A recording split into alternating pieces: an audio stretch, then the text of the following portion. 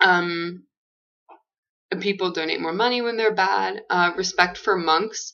Um, so people respect the monks very much, and they understand that the monks are people who are true Buddhists and have given up their life to serve Buddha and to serve the people, and so they're very highly revered.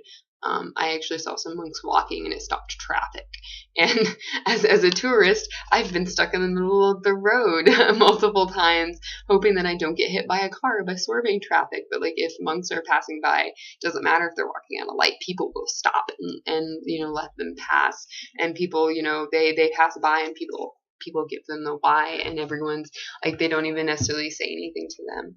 And it seems like you're not supposed to, and I don't know if this is true, but it seems like you're not supposed to address a monk unless like either you're in the temple or they address you first. And that's probably not true, but that's just what it seems like. So we had lunch with the dean at Chiang Mai University, and she is so sweet, so nice. She's focuses on administration and political sciences. So she was really cool, and she's adorable. So we had a nice talk, and they provided us with lunch and lots of free water and these little desserts, which were weird. I only liked maybe a third of what we had, but I mean it was okay. It was a really nice gesture.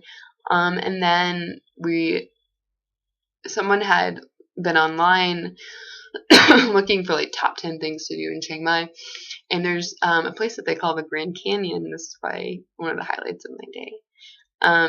And it is this amazing, it looks kind of like a rock quarry, but it's clay. You can see my little bottle right there, where I picked up a bunch of like the clay sand, because it is orange clay. It wasn't really sand, it was like rocky, and then in the water it was like orange clay, and it's deep orange. Like my skin was dyed, and I had to wash it all off. And you can do cliff diving there, like it's a body of water, and they call it Chiang Mai Grand Canyon. I took so many pictures, and you can do cliff diving, but they have sections. I wish I should have taken a picture of the sign, darn it. But there have actually been people who recently died cliff diving, but they were diving off of like really high areas where it was where the cliff was at a slope like this, so they'd jump from here and land here, because it wasn't at a straight angle, so they would jump and they would hit rock and die, or they would there were two people. One of them hit the rock, and then another person, they think that she dived and the water was too low. And these were not I don't think they were tourists, but the water was too low, and she actually like broke her legs and drowned, was what they think happened. And so people were like really nervous about jumping, and I did jump off the cliff. I didn't jump off the highest part. I'd like to go back and do that. But I did do some cliff jumping from about like 100 feet up, and it was really fun. But I went to the place where everyone was jumping, so I saw, kind of watched how people were doing it to make sure I wouldn't like hit the rocks. It was really fun. I think it was something that my friend Hannah would have really enjoyed, and it was amazing, like the colors and how green everything was, even though the soil was like a really hard clay. Oh my gosh, it was amazing.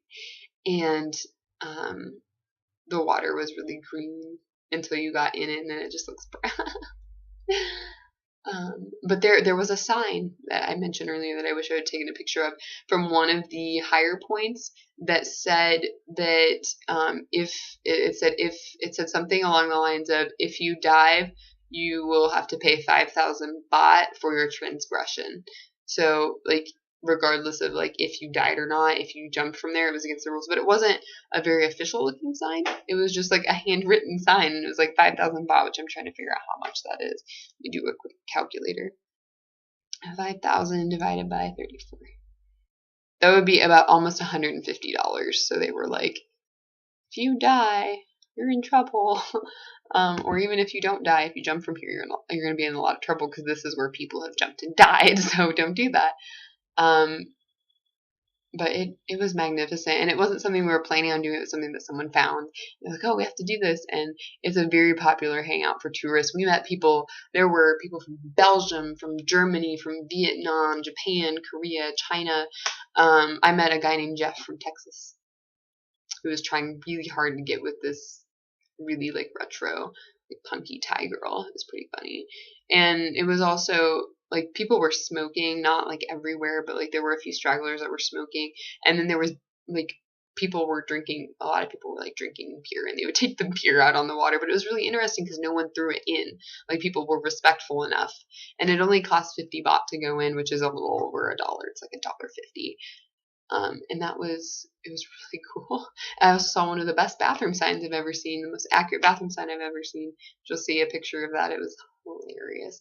The only thing that I was disappointed about there was I saw there was a stand for ice cream mochi, which mochi is a glutinous rice cake that's around some kind of filling. And I love it. It's a Japanese creation, and I've always wanted to try mochi ice cream, and they had them for sale individually. And so I went and I asked how much for the mochi, and the guy said, oh, these no for sale. And I said, but I have money, I'll buy now. And he goes, buy, and like walked away. And I was like pulling out my money, and I was like, see, I have money. But he was like, buy. So I don't know if that was discrimination or if they were just closed. But why would they still have like mochi up in the display? Because it was on, like, to display it, since it's ice cream, they have it on these metal like panels over ice. So, and that's how they were displayed. So I don't understand. But that's okay. I ate a lot of good food today. This morning I had like a spicy chicken, which was great, but it definitely had MSG in it because I got super, super car sick on the way there. And luckily I forgot my prescription, and someone had, this was after leaving Chiang Mai University when they gave us lunch. It was good, but it was really spicy. The more you ate, the spicier it got. It was delicious though. So I ended up eating like half the chicken and vegetables, and then I ate all the rice. But it definitely had MSG on it. I got very motion sick very suddenly when we made a turn, and I actually like a little bit. And luckily, my friend Laura, who drove me to Indianapolis, she was like, oh, I have Dramamine, and she's like, are you okay? And I'm like, blah, blah, blah, blah, blah. And so she gave me some Dramamine, and I was okay.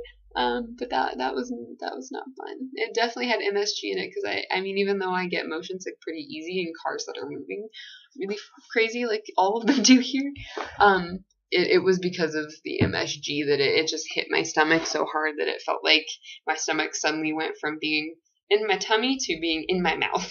So it was not good. But I was a trooper. I just swallowed it, and I was like, let's go. Woo! And then the rest of my day was fine. So the cliff was amazing. What else?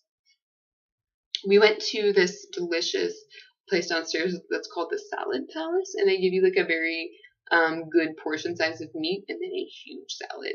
I still have some. I'll show you. I have some left.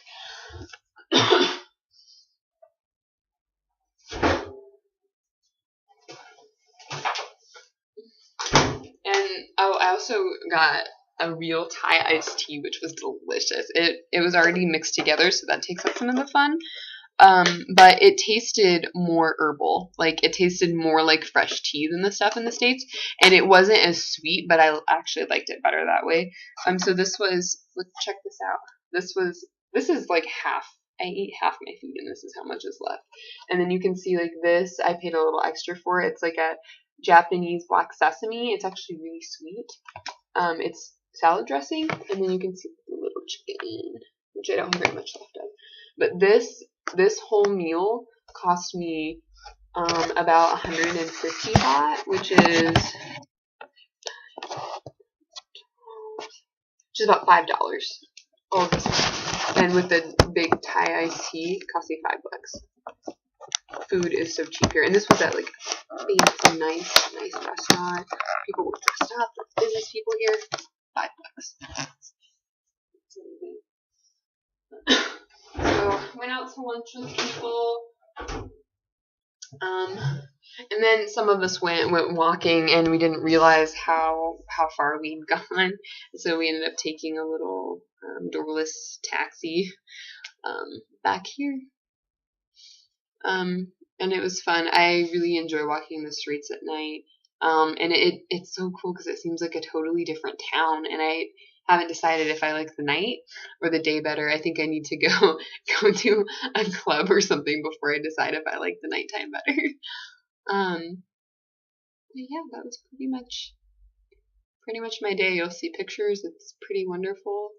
I have yet to get sunburnt, so that's really exciting for me. And I did get a couple mosquito bites on my back, but it's weird because they don't itch. So I hope that's a good thing because I really don't want to get dengue. Uh, yeah. All right. I'm gonna go to bed now.